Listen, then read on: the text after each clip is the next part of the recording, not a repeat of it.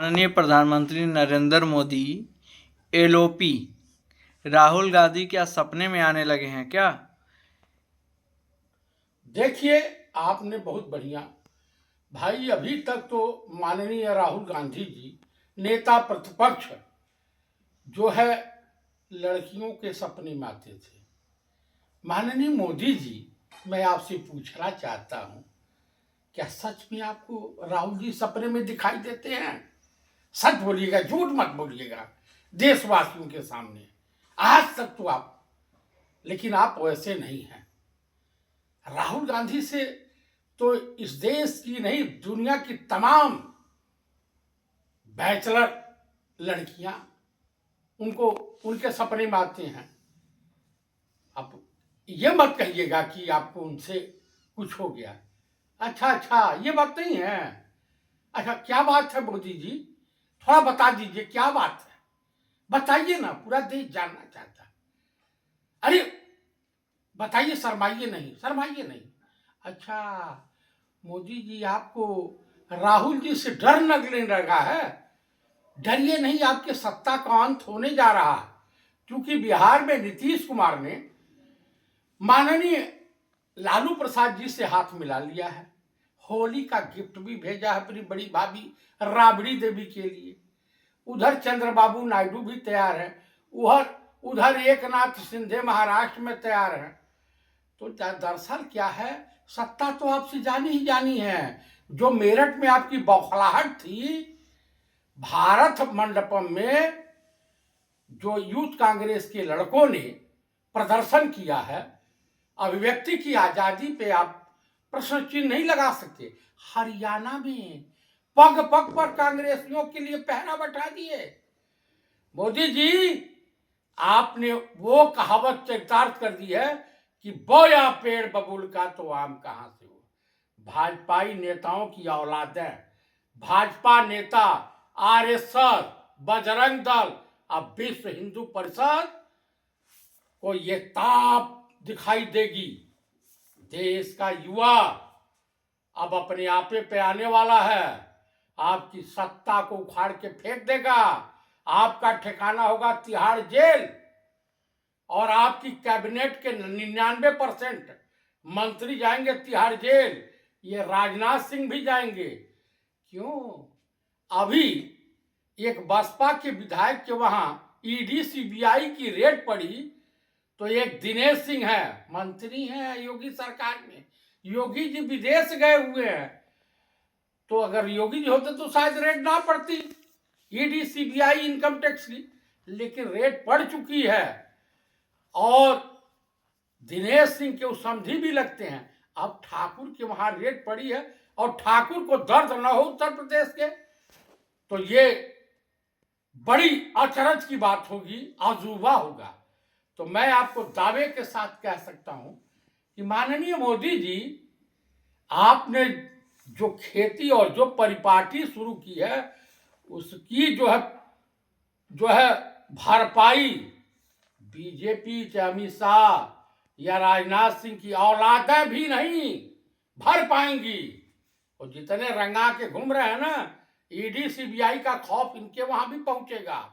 डर ठीक है, बताइए, इस सरकार में अच्छा काम हुआ तो उसका जो है इनाम, उसकी चर्चा परिचर्चा मोदी जी ने किया।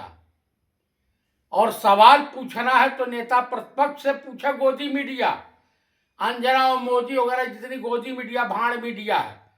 और उसके बाद जो है पूरा जो है जिम्मेदारी अगर किसी की बनती है, आरोप अगर किसी के ऊपर लगता है, तो वो पंडित जवाहरलाल नेहरू।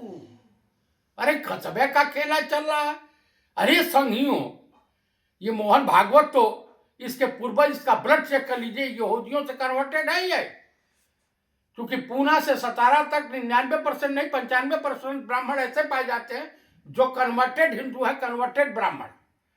आपको मैं दावे के साथ कह रहा हूं कि ना ये भाजपा, आरएसएस, बजरंग दल, विश्व हिंदू परिषद हिंदुओं का हित ऐसी है, ना मुसलमानों का हित ऐसी है, ना देश का हित ऐसी है।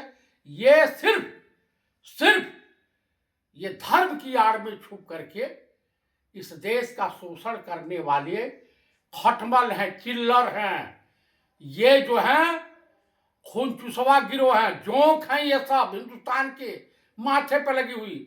मैं कांग्रेस के तमाम नेताओं से कहूंगा, राहुल जी, जिस तरह से आपने यूथ कांग्रेस के उन नौजवान बच्चों का हौसला अफजाई किया है, मैं उसके लिए मैं आपको शुभकामनाओं सहित हार्दिक बधाई देता हूं और देशवासियों से कहता हूं कि जो भरा नहीं है भावों से, जिसमें बहती रसधार नहीं, वो हृदय नहीं, वो पत्थर है जिसके हृदय में अपने भारत देश के प्रति प्यार नहीं।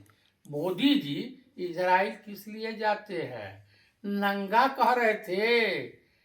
अरे भाई, जो एप्स्टीन फाइल में स्वयं नंगा हो गया हो, आपका कैबिनेट मंत्री हरदीप पुरी नंगा हो गया हो, आपने जिसका कर्जा माफ किया, जिसके लिए फ्रांस गए, डील कराया, वो अनिल अंबानी नंगा हो गया, आपके तमाम लोग जेफरी एप्स्टीन से मिले, तो मैं आपको दावे के साथ कह सकता हूं कि आपके मिलने जुलने वाले जितने लोग हैं बीजेपी में, आप मुझे बताइए कि चिन्मयानंद स्वामी तो जो है यौन शोषण का आरोप है, लड़की छेड़ने का आरोप है, तेल मालिश कराने का आरोप है। वो गृह राज्य मंत्री पंडित नेहरू की गवर्नमेंट में नहीं थे, इंदिरा जी की गवर्नमेंट में नहीं थे, राजीव गांधी की गवर्नमेंट में नहीं थे, नरसिम्हा राव जी की गवर्नमेंट में नहीं थे।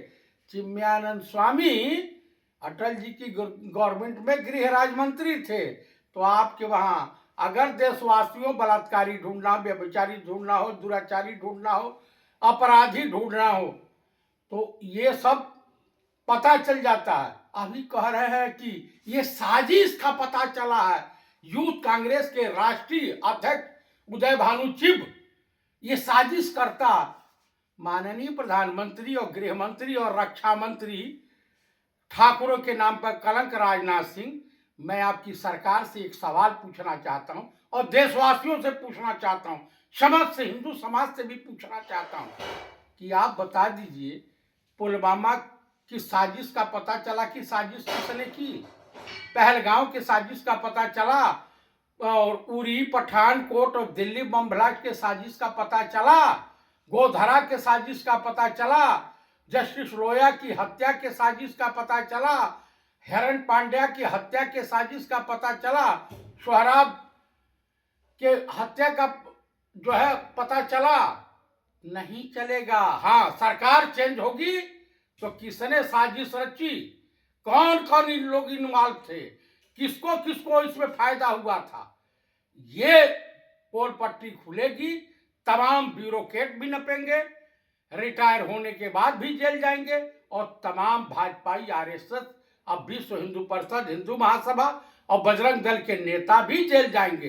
देशवासियों, आप लोगों को ये सोचना होगा, समझना होगा कि ये डरी हुई भयभीत सरकार, जो जनता के सवालों का उत्तर नहीं देती है, जो बेरोजगारों के नाम पर आई सरकार, 15-15 लाख देने वाली सरकार और देश का शोषण करने वाली सरकार, क्यों नहीं पाकिस्तान को लाल आंख दिखा देती है? क्यों नहीं चाइना को लाल आंख दिखा देती है?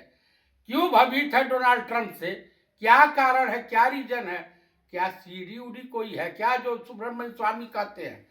देखिए, बंगाल, वेस्ट बंगाल की माननीय वर्तमान मुख्यमंत्री सुश्री ममता बनर्जी और बलिया के वर्तमान सांसद माननीय श्री सनातन पांडे जी, इन लोगों का आरोप है, इन लोगों का बयान है कि पूरी उरी, पठानकोट और पहलगांव और Pulwama, Delhi bomb blast RSS और बीजेपी ने मिलकर कराया था अपने फायदे के लिए, देशवासियों का बेरोजगारी से ध्यान और महंगाई से, किसानों की समस्या से ध्यान भटकाने के लिए। यह उनका बयान है, मेरा नहीं। लेकिन बेरोजगारी का आलम यह है कि हमारे देश का हर युवा पीड़ित है। यूजीसी ला करके आप हिंदू मुसलमान, भारत पाकिस्तान करके नहीं, आप हमें, हमारे अंदर भेदभाव नहीं कर सकते। ये देश गंगा जमुनी तहजीब और आपसी भाईचारे से चलेगा। हम आपके बहकावे में नहीं आने वाले। मैं देशवासियों से भी यही अपील करूंगा, कांग्रेस बहुत बुरी थी, लेकिन 70 साल में भी नहीं लूट पाई भारत को।